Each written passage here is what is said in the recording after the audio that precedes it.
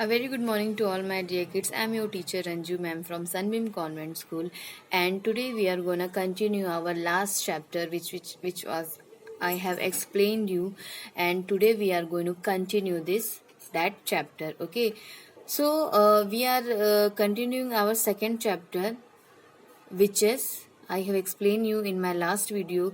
I am just continuing my that video. Okay, so we have learned in our previous video that how the boy and her grandmother are discussing about the that night in which night her father and mother were uh, get met with an accident with in a very poor way, and the boy is become very scared, and her grandmother bring him to his house, and they were sitting in their Norway house and discussing about how the life will they were gonna spend it. So the grandmother was actually discussing about the witches and the little boy which he was just continuing to listening that grandmother is what kind of story is going to tell him. तो जो story grandmother उनको मैं आपको हिंदी में भी convert करके बताती हूँ कि यू कैन इजीली आप लोग अंडरस्टैंड कर सको इसको. तो ग्रैंड माँ उसको बोलती हैं, you must listen to me my grand mother said to that little boy, you must remember, तुम्हें हमेशा ये याद रखना चाहिए कि everything I tell you after that all you can do is cross your heart and pray to heaven and hope for the best. जो कि उनकी ग्रैंड माँ उस बच्चे को समझा रही है कि जो भी मैं बातें तुमको बता रही हूँ ये तुमको बहुत ही अपने ध्यान में रखना है, and you have to just अपने दिल और दिमाग को पूरी तरह से एकाग्र करके सुनना है, and you have to pray also, तुमको इसके लिए प्रार्थना भी करनी पड़ेगी. Now the next, we were in the big living room of her house in Oslo and I was ready for bed. It means वो अपने बहुत ही बड़े घर में जो कि ओस्लो में था, वो दादी और उनका जो पोता था, they were sitting on their big living room, और दादी is ready to go to her bed. It means वो पूरी तरह अपने सोने की तैयारी कर रही थी. The curtains were never drawn in that house, and through the window I could see huge snowflakes falling slowly onto an outside world that was as black as tar. तो उस समय क्या हुआ था, जो कर्टेन थे, it means curtain means you I know you all know that curtain means पर्दे जो थे वो बहुत ही तेजी से हिल रहे थे खिड़कियों से, और बहुत ही स्नो फ्लेक्स, बहुत ही बड़े बड़े स्नो मीन्स बर्फ के टुकड़े जो थे falling slowly onto an outside world that was as black as a tar. It means you can understand all. जो रोडवेज बनाने के लिए ब्लैक कलर का टर्कोइन कलर का टार यूज किया जाता है to fix the road. It is a sticky kind of liquid, उसको हम टार बोलते हैं. My grand mother was tremendously, it means very hugely, बहुत ही ह्यूज तरीके से, ओल्ड एंड रिंकल, वो बहुत ही बूढ़ी थी और उनके आईज और लिप्स के आसपास जो थे वो रिंकल्स पड़े हुए थे. Myself just as 7 year old, उस समय नरेटर की जो उम्र थी वो थी सिर्फ 7 साल की, and her grand mother was a very very aged lady. It means about 60 और 70 प्लस उनका एज हुआ होगा. Now see, just 7 year olds was crouched on the floor at her feet wearing, it means अपने body के नजदीक वो जो थी वो गिरने की कंडीशन में थी, and she on the floor पे गिरने की कंडीशन में थी. At her feet wearing pyjamas, dressing gown and slipper. Night wear जो सूट होता है, like a loose pyjama and very loose kind of shirt wearing on the top, and a slipper we are using at our home, that kind of normal slipper. Listen, she said, I have known no less than 5 children who have simply vanished off the face to this earth, never to be seen again. The witches took them.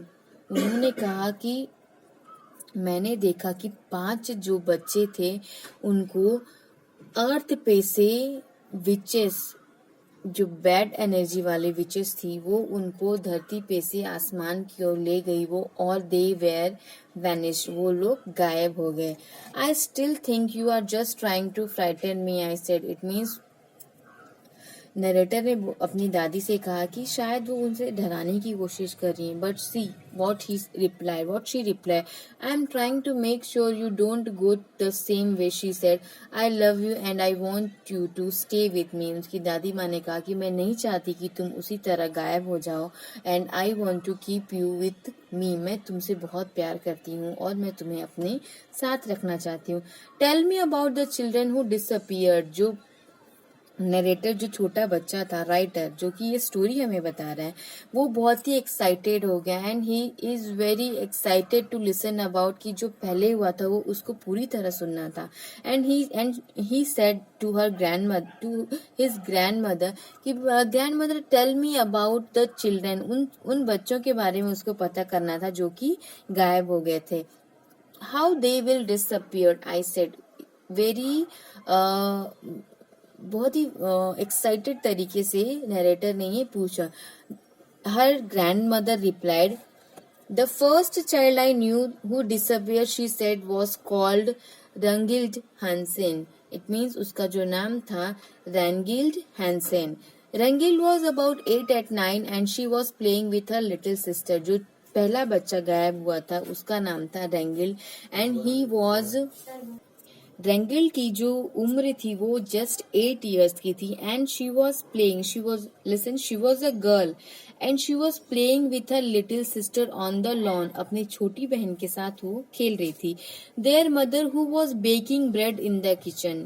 उनकी रेंगल की माँ kitchen में bread bake कर रही थी. And she came outside for a breath of a air. She just, have you seen your mother? If your mother is doing lots of work in the kitchen, they will get sweat. उनको बहुत गर्मी होती है, तो जैसे कि बाहर हवा लेने के लिए आ जाते हैं, सेम उसी तरह से रैंगल की मदर किचन से बाहर आई फ्रेश एयर लेने के लिए. Where is Rangel, she ask. She went away with the tall lady. The little sister said. What tall lady, the mother said. तो जो छोटी बच्ची थी उसने कहा कि रंगील जो था एक बहुत बड़ी औरत के साथ कहीं तो गया. Her mother is very excitedly asking, what tall lady, कौन थी वो. रंगील small sister said that she went with the small lady. Her mother asked, who small lady, मतलब कौन थी वो लेडी. तो उसकी जो छोटी बहन थी उसने रिप्लाई किया, the tall lady in white gloves. The little sister said. She took Rangel by the hand and led her away. She said that किसके साथ. She took Rangel by the hand and led her away. No one, my grandmother said, ever saw Rangel again. उसने पूछा कि क्या फिर again उसको किसी ने देखा. And her grand mother said, no one see him again. What happened to the other 4 children? She is asking very excitedly. The boy is asking very excitedly अपनी ग्रैंडमदर से कि फिर वो अलग जो 4 बच्चे थे उनका क्या हुआ. The second one was very peculiar, my grand mother said. Peculiar means होता है वो बहुत ही अनफेमिलियर, किसी से जल्दी घुलना मिलना नहीं, एकदम स्ट्रेंज और अलग थलग रहना. There was a family called the Christianism. They had an old oil painting in the living room which they were very proud of. The painting showed some ducks in the yard outside a farmhouse. There were no people in the painting, just a flock of ducks on a grassy farm yard and the farmhouse in the background. जो second जो बच्चा था उसकी जो family थी वो एक Christian family थी. And they had an old oil painting, जैसे कि बहुत बड़ी पेंटिंग होती है oil painting, in the living room which they were very proud of, जिसके ऊपर उनको बहुत ही प्राउड था. The painting showed some ducks in the yard, बहुत बड़े बगीचे में some ducks were just going here and there. And a farm house, there were no people in the painting, just a flock of ducks on a grassy farm yard. सिर्फ ducks थे और कुछ नहीं था उसमें. No peoples even there. So children, this is a very big story. I have explained you the second part of the story. So this video maybe not may go very longer. If I will make the video about this chapter, it will gonna be very long. So the third part of this chapter is we will discuss in our next video. So till then, I have explained you from where you have to just read in your book and just try to understand what I have explained.